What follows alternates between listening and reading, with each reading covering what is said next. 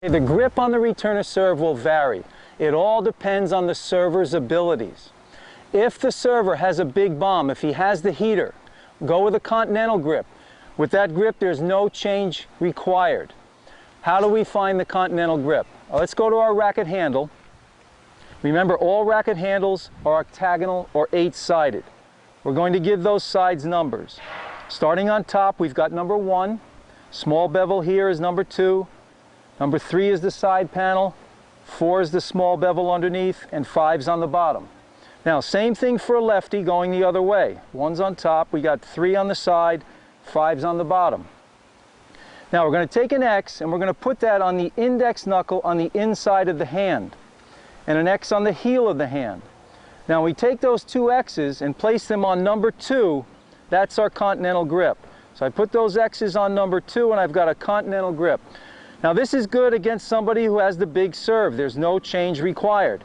It's good for massaging the ball, taking some pace off the ball. It's good for chipping at a serve and volleyer's feet.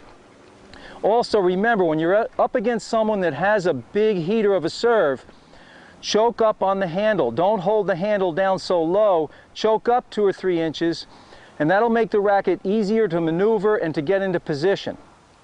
Okay, now you could also use a semi-western grip. Semi-western forehand, we're going to take the X's and we'd put them on number 3, the side panel. That's a semi-western, that's an Eastern forehand. Okay, now for an Eastern backhand, we're going to take the X's and we'd put them on top on number 1. Okay, now when you're using this grip against someone who has a big serve, you're going to have to learn to change the grip using the non-hitting hand. So use that left hand to help you make that change. Okay, here's my Eastern forehand.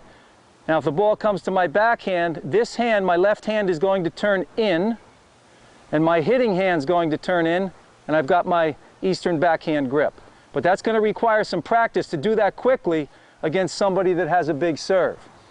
Now, if you're up against weak second serves, or even if someone has a weak serve on the first serve, you could go with your semi-western grips. Semi-western, we're going to take the X's, we're going to put them on number 4. We put the X's on 4, and notice the racket face is now closed. Okay, closed face racket at the low point of the backswing will guarantee you vertical as you swing up. So it takes the guesswork out. You can really tee off with this grip. You don't have to be tentative. You don't have to hold back. You can take a full swing at the ball. Also, on slow serves, remember, it's a good idea sometimes to choke up, especially if you're overhitting. Choke up on the handle 2 or 3 inches again. That'll give you more control, and you'll have the tendency not to overhit. So those are our basic grips. And remember, when you're in that ready position, hold one or the other, unless you have Continental. But hold the forehand or the backhand. That way you're ready to go. Some players fail to hold one or the other, and then they have to switch no matter where the ball goes.